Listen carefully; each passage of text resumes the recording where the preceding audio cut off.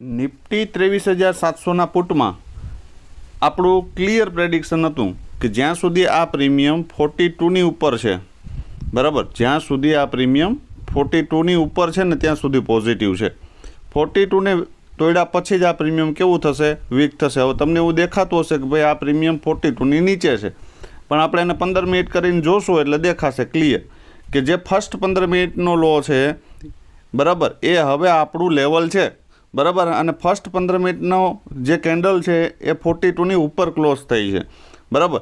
તો જ્યાં સુધી આ લો બ્રેક ન થાય ત્યાં સુધી આ લેવલ આપણા માટે જીવતું હતું. અને ફર્સ્ટ 15 મિનિટનો લો માર્કેટે બીટ કર્યો નથી, મતલબ કે આ પ્રીમિયમે બીટ કર્યો નથી. અને આ જ એરિયામાં આપણી જે ફેવરિટ કેન્ડલો છે એવી એકની જગ્યાએ 3 કેન્ડલ બની છે. તો આપણી પાસે 42થી ક્લિયર કન્ફર્મેશન હતું.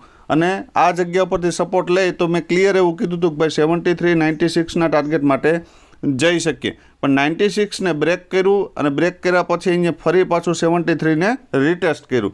રીટેસ્ટ કરીને ઉપરના 2 ટાર્ગેટ આપ્યા, બરાબર. આ જે સેકન્ડ ટાર્ગેટ છે એ ક્લિયર લેવા મળતો હતો તમને. રીઝન એ હતું કે 5 મિનિટની અંદર 3 પિન બાર કેન્ડલ આપી હતી. સામે 75નું જે લેવલ હતું કોલના પ્રીમિયમમાં એ પણ ઉપર બ્રેક કરી શકતું નહોતું. એટલે આપણી પાસે ડબલ કન્ફર્મેશન હતા.